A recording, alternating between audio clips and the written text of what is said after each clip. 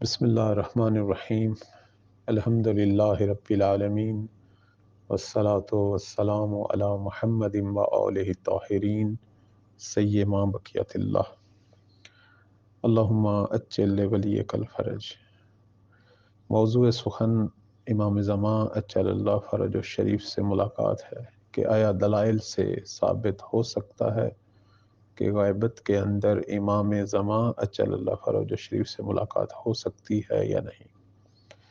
اس سے پہلے کہ ہم بحث میں داخل ہوں، ہم نے اس بحث کے منفی اور مثبت پہلو آپ کی خدمت میں بیان کیے، اور دوسرا نقطہ جو ہے وہ ملاقات کی اقسام۔ امام زمان اجل اللہ فرج الشریف سے ملاقات 3 قسموں پر مشتمل ہے۔ پہلی قسم جو ہے وہ زمانے کے اعتبار سے اس ملاقات کی اقسام ہوں گی۔ امام زمان اجل اللہ فرج الشریف کی زندگی کے 3 دور ہیں۔ پہلا دور امام حسن عسکری علیہ السلام کا زمانہ ہے کہ جب آپ حیات تھے اور امام زمان اجل اللہ فرج الشریف دنیا میں تشریف لا چکے تھے۔ تو یہ جو 5 سالہ دور تھا، اس دور میں بھی لوگوں نے ملاقاتیں کی، لیکن یہ ہمارا موضوع بحث نہیں ہے۔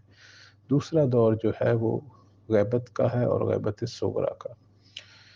اس دور کے اندر بھی ملاقاتیں جو ہیں وہ ہوئی ہیں، جیسا کہ شیخ طرسی علیہ الرحمہ نے 300 کے قریب ایسے لوگوں کا ذکر کیا کہ جنہوں نے امام زمان اجل اللہ فرج الشریف سے غیبت صغریٰ میں ملاقات کی، اور اس ملاقات میں کردار جو ہے وہ نواب اربعہ کا تھا کہ یہ مومنین کی امام زمان سے ملاقات کا اہتمام جو ہے وہ کیا کرتے تھے۔ تیسرا دور جو ہے وہ غیبت کبریٰ کا ہے، یعنی 329 ہجری سے لے کر اب تک کا زمانہ، اسے غیبت کبریٰ کہتے ہیں۔ اس دور کے اندر بھی بظاہر ملاقاتوں کے واقعات لکھے گئے ہیں، اور بحث ہے کہ آیا ہو سکتی ہے یا نہیں۔ ہمارا موضوع بحث بھی یہی ہے۔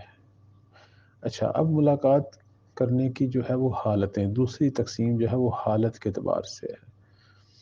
مثلا کچھ لوگوں کو خواب میں جو ہے وہ ملاقات ہوتی ہے، یہ موضوع بحث نہیں ہے۔ کوئی بھی شخص خواب میں امام زمان اجل اللہ فرج الشریف سے جو ہے وہ ملاقات کر سکتا ہے۔ اب اس کو ہمارے علماء اس لیے زیادہ موضوع بحث نہیں قرار دیتے چونکہ خواب کبھی بھی حجت نہیں ہے، وہ کسی بھی عمل کا جو ہے وہ شرعی اعتبار سے معیار قرار نہیں پا سکتا ہے۔ پھر بھی انسان کو چاہیے کہ اگر وہ کوئی ایسا خواب دیکھتا ہے تو اسے ماہرین مہدویت اور علماء کی خدمت میں بیان کرے اور ان سے جو ہے وہ رہنمائی لے۔ دوسری جو حالت ہے اسے ہم کہتے ہیں مکاشفہ کی حالت، یعنی یہ در واقع جو ہے نیند اور بیداری کے درمیان والی حالت ہے۔ انسان نہ مکمل طور پر نیند میں ہوتا ہے، نہ مکمل طور پر بیدار ہوتا ہے۔ اس صورت میں اس کے جو حواس ہیں یا اعضاء ہیں وہ کسی خاص موضوع پر جو ہے وہ توجہ پیدا کر لیتے ہیں۔ ممکن ہے اس حالت میں وہ ایک منظر دیکھے اور اس میں وہ یہ سمجھے کہ میں امام زمان اجل اللہ فرج الشریف کے حضور میں مشرف ہوا ہوں۔ تو یہ حالت جو ہے یہ بھی ہمارے ماہرین یہ کہتے ہیں کہ یہ بھی کوئی دلیل نہیں قرار پا سکتی۔ اگر کوئی آدمی مکاشفے کی حالت میں امام زمان سے کوئی چیز سنتا ہے تو اسے ضروری ہے کہ وہ ماہرین دین کی طرف جو ہے وہ رجوع کرے اور علماء سے جو ہے وہ پوچھے اور رہنمائی لے۔ بس مکاشفہ کا جو موضوع ہے یہ بھی ہماری بحث میں اہمیت نہیں رکھتا چونکہ یہ حجت نہیں ہے۔ تیسری حالت یہ ہے کہ وہ امام زمان اجل اللہ فرج الشریف کے ساتھ بیداری کی حالت میں دیدار کرے۔ جیسے ہم روٹین میں ہم لوگ ایک دوسرے سے ملتے ہیں، اس طرح وہ امام زمان اجل اللہ فرج الشریف سے ملے اور اسے یہ پتہ ہو کہ میرے مد مقابل جو ہستی جس کو میں دیکھ رہا ہوں یا جس سے بات کر رہا ہوں وہ وقت کے امام ہیں۔ یہ ہماری موضوع بحث ہے۔ بس ہمارا موضوع بحث ایک زمانے کے اعتبار سے غیبت کبریٰ کی ملاقات ہے اور حالت کے اعتبار سے بیداری والی حالت ہے۔ ایک تیسری قسم بھی ملاقات کی جو ہے وہ اس کی بھی آگے چند صورتیں ہیں۔ ایک دفعہ ہم جس شخص سے بیداری کی حالت میں اور غیبت کبریٰ میں مل رہے ہیں، ہمیں آخر تک پتہ ہی نہیں چلتا کہ یہ امام زمان ہے، تو یہ بھی موضوع سے خارج ہو گئی ہے، چونکہ ہمیں کیا پتہ ہم امام زمان سے ملے۔ یا یہ ہے کہ ہم آخر میں یعنی آخری چند لحظوں میں جو ہے متوجہ ہوئے، یعنی ہمیں مولا کی معرفت حاصل ہو گئی، یا از اول تا آخر ہمیں معلوم تھا کہ ہم جو ہیں وہ کس ہستی سے بات کر رہے ہیں اور یہ وقت کے امام ہیں۔ یہ جو حالتیں ہیں یعنی شناخت اور معرفت کے اعتبار سے یہ ہمارا جو ہے وہ موضوع بحث ہے۔ بس موضوع بحث وہ ملاقات ہے، نمبر ایک جو غیبت کبریٰ میں ہو، نمبر دو جو بیداری کی حالت میں ہو، اور تیسری جو اس کی شرط ہے کہ ملاقات کے آخر میں یا ملاقات کے شروع میں ہی وہ مطمئن ہو جائے کہ اس نے امام زمان سے ملاقات کی ہے۔ اب سوال یہ ہے کہ آیا ایسی ملاقات ممکن ہے یا نہیں؟ اس سے پہلے ہم اس کے امکان کے جو ہے وہ دلائل پیش کریں۔ ہم سب سے پہلے یہ جانیں کہ کیا ضرورت ہے کہ ملاقات انجام پائے اور لوگ جو ہیں وہ امام کے حضور مشرف ہوں۔ علماء جو ہیں وہ دو دلیلیں دیتے ہیں کہ غیبت کبریٰ میں امام زمان اجل اللہ فرجہ شریف سے ملاقات کی ضرورت جو ہے ان دو دلیلوں کی بنا پر ہے۔ پہلی دلیل وہ یہ کہتے ہیں کہ اس سے مولا کے وجود کا جو ہے وہ اس بات کا مسئلہ جو ہے وہ اس سے مربوط ہے۔ درست ہے ہم آیات اور روایات کی صورت میں ہم جانتے ہیں کہ غیبت کبریٰ میں امام موجود ہیں اور زمین کبھی بھی حجت خدا سے خالی نہیں رہ سکتی، یہ ہمارا عقیدہ ہے۔ لیکن جب ہم عملی طور پر ایسے واقعات کو پڑھتے ہیں یا ملاقات کرتے ہیں تو یہ عقیدہ جو ہے وہ ہمارے اندر بے پناہ پختگی پیدا کر لیتا ہے اور ہم مقام یقین تک پہنچ جاتے ہیں۔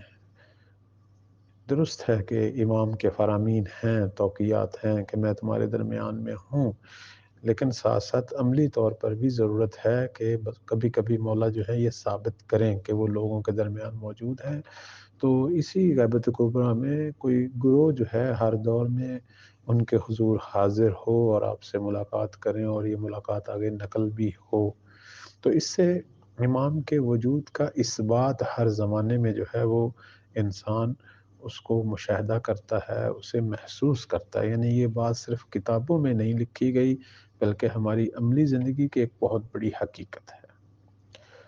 اور دوسری جو وجہ ہے یا دوسری جو دلیل ہے جس کی بنا پر یہ ضرورت محسوس ہوتی ہے وہ یہ ہے کہ امام کی جو فعالیت ہے اس سے لوگ آگاہ ہوں۔ بعض دفعہ لوگ یہ پوچھتے ہیں کہ امام جو ہے وہ غیبت کے زمانے میں کیا کر رہے ہیں۔ کچھ لوگوں نے ایسا ماحول بنایا ہے کہ امام مثلا فقط گریہ کرتے ہیں۔ امام کی باقاعدہ فعالیت ہے، وہ بے عنوان امام، بے عنوان ہادی، بے عنوان ولی خدا بہت سارے کام کر رہے ہیں۔ اب ان کاموں سے آگاہی جو ہے وہ ہمیں ان ملاقات کے واقعات سے پیدا ہوتی ہے۔ مثلا ہم دیکھتے ہیں کسی ملاقات کی صورت میں ایک مریض کو جو ہے وہ شفا مل جاتی ہے، یا کسی شخص کی مالی مدد ہو جاتی ہے، یا کوئی مشکل میں گرفتار ہے تو اس کی دستگیری ہو جاتی ہے، یا کسی کی رہنمائی ہو جاتی ہے۔ بعض دفعہ اجتماعی طور پر ایسے ایسے حالات پیدا ہوتے ہیں کہ علماء یا جو رہبر ہوتے ہیں غیر معصوم کو کوئی رائے حل ڈھونڈنا جو ہے وہ مشکل ہوتا ہے اور وہ نہیں ڈھونڈ پاتے۔